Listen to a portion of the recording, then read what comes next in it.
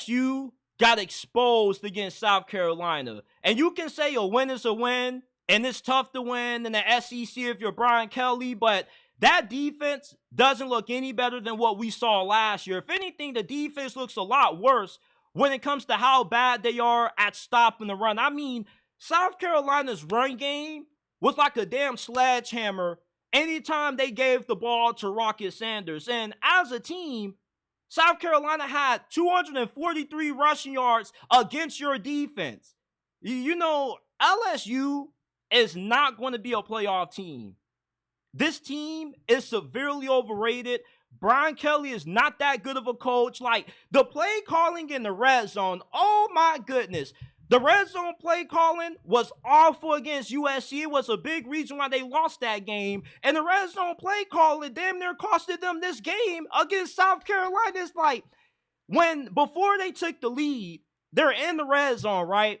It's first and goal. They're throwing the football. Rollout play. Garrett Nussmeier almost throws a pick. I'm like, okay, now LSU, like, I got money on you. I took you money line to win this game. Like, stop making this thing complicated. Like, run the football, man. You actually had your run game show up tonight. Like, just run the football in. Like, I get really irritated when you got these coaches who get into the red zone, you get close to scoring. It's like you're 4 yards out from the end zone, and instead of running the football, you want to throw it. Like, throwing inside the red zone is extremely difficult to do, because once you get into this area of the field, 2/3 of your playbook you can't use, because when you have this small field to work with, everything's condensed, which makes it hard to throw the football.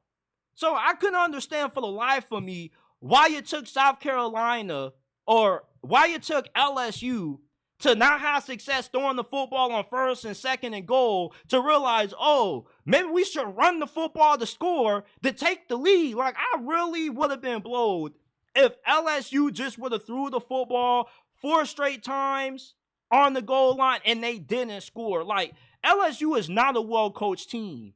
And yeah, they're going to beat up on UCLA next week, but they're not going to beat Alabama or any of the better teams that they have to face on their schedule with how trash the play calling is in the red zone. The red zone is the one place where you can afford to make mistakes. When you get inside the 20, when you enter that red area, you got to score touchdowns, baby. You got to.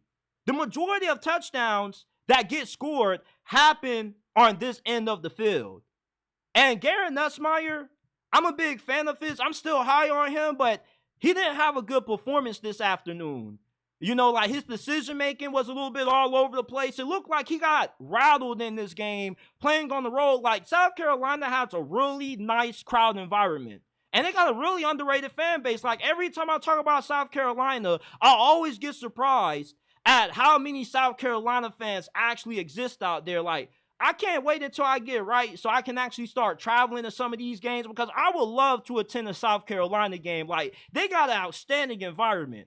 Like, just watching it and listening to it on TV, I can understand why Garrett Nussmeier got a little bit rattled in this game. But once he started to settle in the second quarter, he was going to work. But this wasn't a good performance. He definitely had some mistakes that he got lucky enough South Carolina was able to bail him out with the dumb penalties that they had, because he threw 2 pick sixes in this game. And it got called back. Thank God if you're an LSU fan. But LSU has a lot of things that they have to clean up moving forward this year. And I really don't see it with this LSU team this year. And it's kind of like the same story that we've seen out of LSU the last couple of years. You know, this is an offensive-centric team. They can't get stops on defense to save their lives. Like, at one point, I was really thinking that South Carolina, bro, you should just run Wildcat with Rocket Sanders.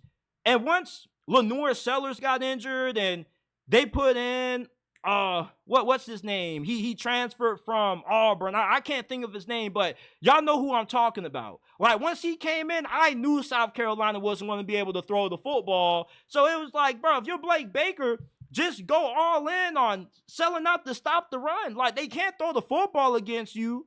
If they beat you with a couple of big passing plays, you can live with that. But I'm not about to allow South Carolina to gash my defense for 243 freaking yards. Like, come on, y'all watched the tape last week against Kentucky. Y'all saw what they did week 1. It's like y'all know that this team struggles to throw the football. Lenore Sellers is a very raw quarterback when it comes to his ability to throw the football. So I don't understand why the game plan was what it was on defense. Like, force South Carolina to beat you throwing the football, because that's what they struggle at. Like, you allow South Carolina to take your manhood up front. Like, thank God for Harold Perkins. He showed up in this game. He made a big play. I love me some Harold Perkins. I know that he kind of has disappeared over the last couple of years, but that dude is an absolute freak. You talk about cyborgs. Like this dude is like one of the X-Men or something like that. Harold Perkins is something that you see in a lab experiment. It's like he's Captain America or something. Like, he just got injected with some kind of super soldier serum, because this dude is a freak. So, listen, LSU fans, you're not going to be a playoff team this year. You can call me a hater all you want to, but Brian Kelly is the biggest fraud in college football, because a lot of people view this dude as an elite head coach.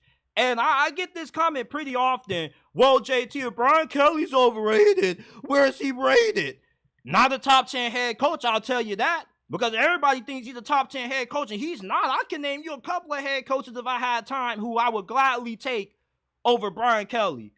Like, this dude is nothing but a complainer, and he's going to get exposed sooner rather than later this year. I can't wait for him to go up against Kalen DeBoer. I can't wait for Kalen DeBoer to outcoach this dude so everybody can realize what I'm trying to say when it comes to Brian Kelly, man. Like, Kalen DeBoer is what an elite head coach looks like. This dude was winning at Washington. He's won everywhere he's been. For Brian Kelly, has always been excuses for why he couldn't win at Notre Dame. He didn't have this. He didn't have that. I'm tired of hearing it, man. You're at LSU. Produce some damn wins and make it to the playoffs and compete for some championships. USC's defense is improved. Why isn't yours?